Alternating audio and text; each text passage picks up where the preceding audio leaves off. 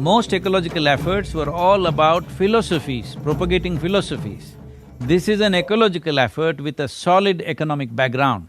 See, this is the important aspect of the Kaveri calling, that it is an ecological project but with a very strong economic basis.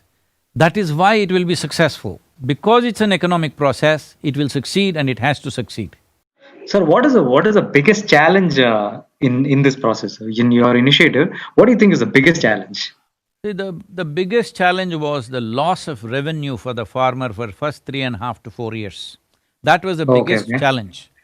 So, this is what we first focused on, and we focused on this and saw that a farmer gets a certain subsidy to bridge this gap of loss of income. It's not 100% loss of income, it's a gradual loss of income. First year there is some loss, second year more loss, third year more loss. By fourth year it will start yielding, fifth year definitely it will start yielding. So now they've given 125 rupees per surviving tree, and this is distributed on a yearly basis, which has made the difference, which is the bridge.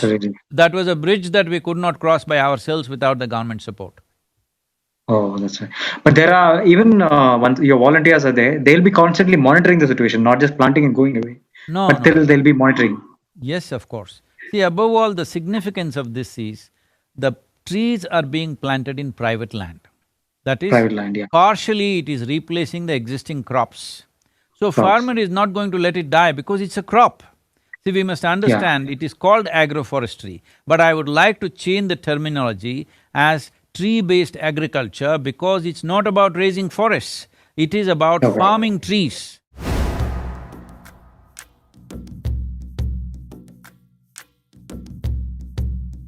The monsoons won't stop for corona, the farmers won't stop for corona, so how can we stop for corona? So taking care of the saplings and taking care of our teams, that was the only concern.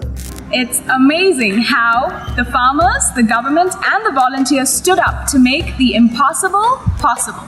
So the vision is a very large vision for these two states. We had a lot of plans, from nursery planning to outreach planning. In Karnataka, where we are stepping in for the first time, the awareness generation phase was the most important phase. When we were gearing up is when the corona outbreak happened. Then we started re-strategizing this whole program. We started surveying the farmer leaders and influencers. They kind of introduced us to is that the most preferred medium of communication nowadays with farmers has been WhatsApp. And second, it has been Facebook. Whenever we reached out to lakhs of farmers through these internet platforms, what we saw is that there is a requirement for the farmer to speak to someone personally to get their questions and doubts clarified. So we had set up a helpline number. When we talk to farmers, they are such simple people, and some of them just pour out their pain. But when I talk to them, they really like the enthusiasm. They say that, if you are sitting somewhere else and you're speaking with each of us for 15-20 minutes, how can I not go and pick up the sapling? The another parallel or equally important support that was happening was the support from Government of Karnataka. The Forest Department has done an exceptional job and commendable job. They have been supporting us, and they have been working with us for like day in, day out, and they are supporting the farmers in every way.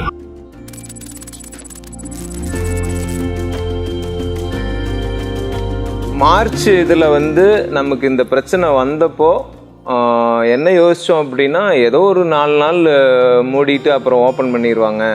அதுக்கப்புறம் அரசாங்கம் இந்த விவசாயம் சம்மந்தப்பட்ட விஷயங்களுக்கு ஒரு தளர்வு announce பண்ணாங்க. அதுக்கப்புறம் நம்மளுடைய ப்ரொடக்ஷனை எல்லா நர்சரியிலையுமே ஸ்டார்ட் பண்ணிட்டோம். அதுலேயும் நம்ம பசங்க வெளியே போக முடியாமல் இன்னும் ஒரு 4-5 மாதமாக அந்த லாக்டவுனுக்கு இருந்து இப்போ வரைக்கும், ஆரம்பிச்சதுலேருந்து இப்போ வரைக்கும் இன்னும் வீட்டுக்கு போகாமல் இருக்காங்க.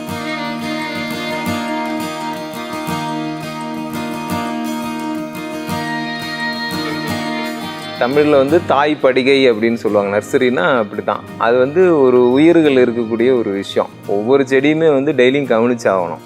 அந்தளவு கமிட்மெண்ட்டோட, ஒரு அர்ப்பணிப்பு உணர்வோட அங்கே நம்ம நர்சரியில் இருக்கிறாங்க. So, pandemic has no way slowed us down. Because of the pandemic, we were little hesitant that how will it work, because will we be able to go out and do this work? But the dedication of our volunteers, risking their own personal health and well-being, they have been out there traveling, doing things. But above all, technology, media and the cooperation that we have from the forest officials and the agriculture ministry has made the difference.